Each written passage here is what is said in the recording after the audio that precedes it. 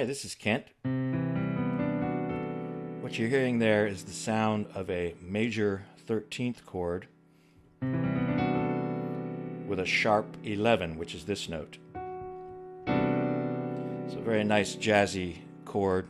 This is the most common way to play a 13th chord when it's major, is to have that sharp 11 in there. I'm going to be showing you a basic pattern for playing these starting on any note. That way you don't have to memorize each of these major 13th chords one at a time. If you were doing that, you'd be, if it was one at a time, you would, be saying, okay, there's my C major 13 sharp 11. And now if I want to do it on D, let's see, what was that again? You'd be sitting there going, I think it was this. Okay, and then I think maybe that. No, that's not it. Let's see, maybe. Oh yeah, that was it. Okay, blah, blah, blah, blah. And then you'd be saying, let's see, what's the next one? I think it was that. No? Okay, so you get the idea. That's when you learn these by rote. If you learn them by rote, you're going to go that way. If you learn them by pattern, which I'm going to show you, then you can use this pattern to build a 13th on any note. Okay, so we're going to use C major 13 sharp 11. Like I said, that's the most common way to play a major 13th chord is with a sharp 11. Okay, this note here in C major, the F is technically the 11th. We have 1, 3, 5, 7, 9. Okay, there's the 11th. That doesn't sound so pretty. So we're going to raise this 11th up to there. And that's a nice dreamy kind of jazzy chord. All right, so here's the basic pattern for doing this. And I'll show you how to use that pattern on a couple different root notes. Using C major 7 with the 9th, sharp 11, and 13, we can build it as a series of triads. All right, triads being, here's your C major chord. Then you can, right on the top of that, build another major triad, which is G major. So we have a major triad starting on the root, and then starting on the 5th, we build another triad. Okay, so we got a major and a major. Together, that's a C major 9 chord. Here's your 9th. Okay, 1, 2, 3, 4, 5, 6, 7, 8, 9 on the major scale. All right. Okay, so we got a major, then a major on the 5th. Now, on the top of this one, which is D, you're going to do another major chord, D major in this case. So we have 3 major triads. First one, second one built on the 5th, which is G. Okay, and the last one is built on the top note of that triad. They're kind of linking together, as you can see. And there it is. A good scale to use with this type of major 13 chord sharp 11, by the way, is a major scale, except we'll have the 4th step of the scale raised. So that is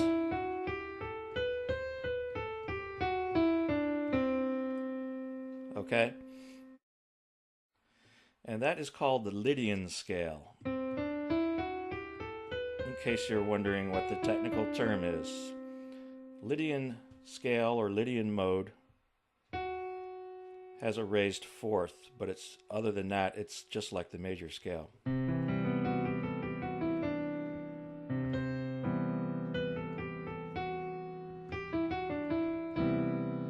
And here's the chord. All right, so you got the basic pattern there. You can also look at it, here's another way of looking this as patterns is if we stack thirds. I'm stacking thirds on top of each other. Here's a major third, minor third, major third, minor third, major third, minor third. So you see that has a nice predictable order to it. We got major, minor, major, minor, major, minor. Just alternating thirds, major, minor, etc. So let's take that concept, actually two concepts. You know, you got the stacked triads, or you have the stacked thirds, whatever's easier for you to visualize. And we're going to do this on a couple other roots, and then we'll be all done with this. So let's do it on D. So D major 7, sharp 11 is going to sound like this.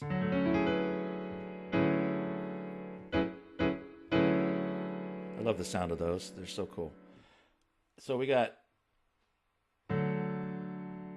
D major, and then we start on the 5th, the top of the D major chord, and we build another major chord on A. So we got triads, we got major, major again, same pattern that we talked about. And on top of this triad, we build another major triad.